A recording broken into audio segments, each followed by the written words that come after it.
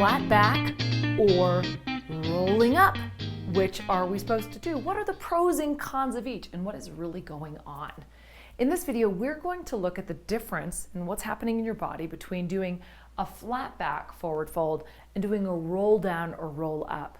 Who should do it and why? I got this question from one of our community, and I thought it was so awesome. We're going to try to break it down a little bit here. So first, let's take a look at flat back. Okay, so a flat back, I inhale, reach my arms up, I exhale, hinge from the hips, forward fold. You guys have probably heard that. You might even have heard swan dive, which actually creates kind of like a little bit of spinal extension. So what's the deal with the flat back? Well, in the flat back, the movement to get our head to the floor is being initiated at the hip joint rather than at the spine. And in fact, the spine, we're trying to keep in its natural curve. So in its kind of like its neutral spinal alignment, which means my low back goes in, my thoracic goes out, my cervical goes in. So I'm really just hinging at the hinge joint. It's just flexion here. That's the only thing that's happening. And if you've ever done a deadlift, right, held weights and done this kind of nonsense, yeah, that's what we're talking about. That would be with a flat back. And there are lots of benefits to doing this kind of movement with a flat back. Well, for one, you're keeping your spine in neutral alignment. So for those students out there who might have, spinal compression, anterior compression on the vertebrae, things like that, where moving the spine around or putting it into a position of rounding is not so good for them, then the flat back, hey, could be a good option. Also in the flat back, what we're doing is really stretching the hamstrings and the glutes. So this is why we do them in Romanian deadlifts. It's because you're stretching and engaging the hamstrings at the same time. So what's putting the brake on the movement? Your hamstrings and your glutes. So my hamstrings here are starting to lengthen. Right, these guys are getting longer, but they're also working to keep me from just going and flunking floor, blah, blah, blah, blah, blah, and collapsing forward, right? So they're working, they're lengthening and engaging at the same time. Now, the thing about a flat back is if someone truly has a spinal problem or an issue where they shouldn't flex or round their spine, well, everybody's gonna round their spine eventually, yo. So, because you can only get so far. If your hamstrings, kind of reach their max, well, where are you gonna get your head down? You're gonna start rounding your back. But what the flat back does is it tries to keep you resisting that flexion for longer so that my hamstrings are doing the work, not so much my low back. And then if you really have someone who's got a problem here with their spine, I would give them blocks because you don't want them rounding at all, do you? Right? So they would lengthen here and carry on.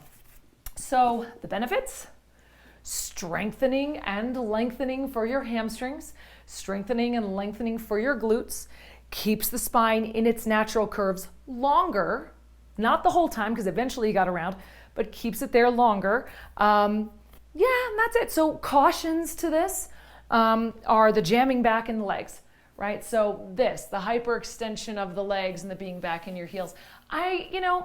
Is it bad to stretch the backs of your knees?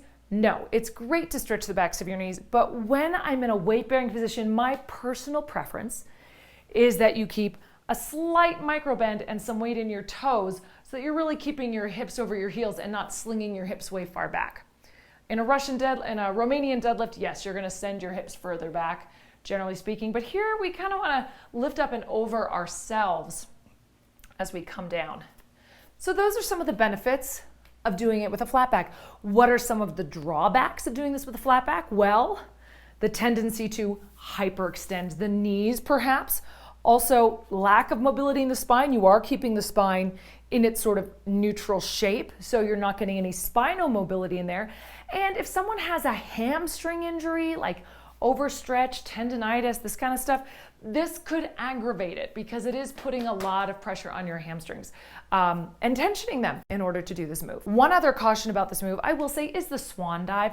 Y'all, so when we swan dive, that's inviting I'm on the Titanic. Oh, it's inviting us to back bend. do we really want a back bend? I have a feeling that the swan dive cue started because so many students were rounding, and some teachers said, swan dive, that gives them the feeling of the openness. But really, you probably just want a neutral spine. You're not looking for them to do like this kind of thing, right? And extend their back.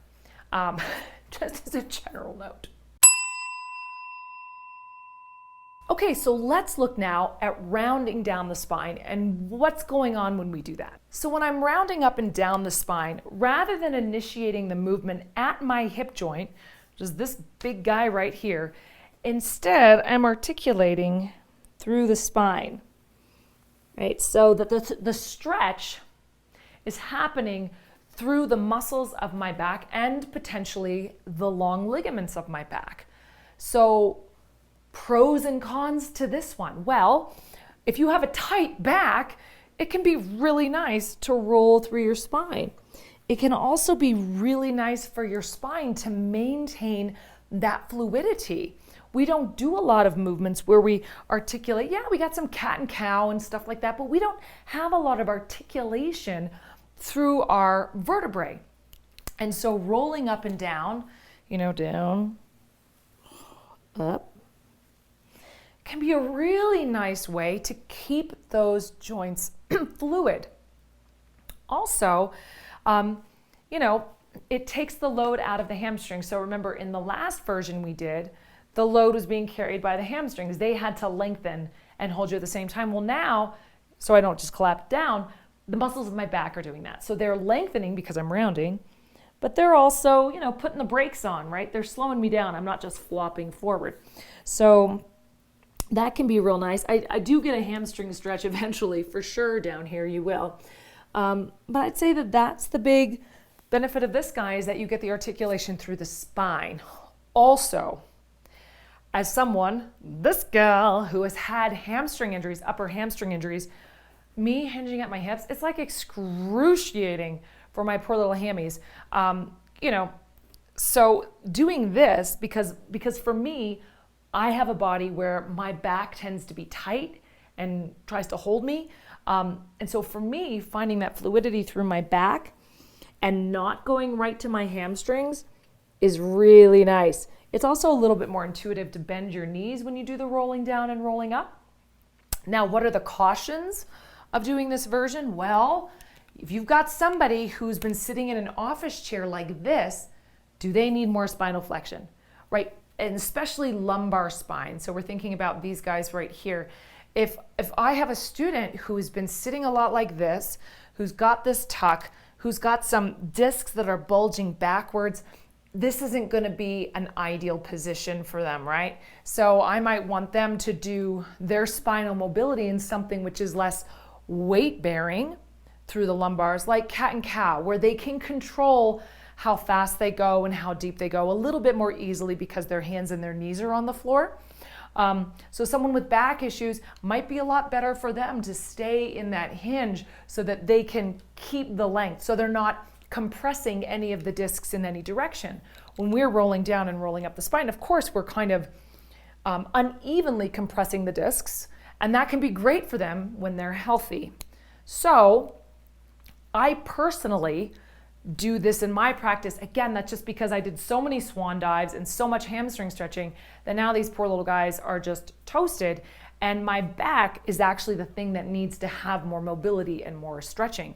So I roll down and roll up because it's kinder to my body. For your body, if your hamstrings are super tight and your back is tender, being in this might be a little bit more therapeutic and useful for you. So here we go, everybody. As always, it depends. What we have to do as teachers is not say what's the right way to do it and what's the wrong way to do it, but to say what are the pros and cons of each? What do I get? And what body might that be really good for? Ultimately, we want to be able to move our body in all directions. We want to be able to flex and extend the whole spinal column. We want to be able to flex and extend at our pelvis, at our hips. And we want to create this kind of vocabulary of movement in our students. So as a teacher, I suggest that you try this out. Try it in your own body, see where you feel it. Notice what your class intention is, and what kind of bodies maybe should exercise cautions when doing either of these variations. They create a very, very different feel in your body too. I'll just add on this one little last thing. Energetically, when we hinge forward, there's a very kind of like, I'll call it solar, sun, masculine, fiery, directive, straight, long feeling, as opposed to the rolling down and rolling up, which is a little bit more spiral, moon, lunar, receptive, softer. So you might also think, what is the intention of my class? Am I creating fluidity, or am I creating like length and stability? And that might also inform when and how you choose to do either one of these.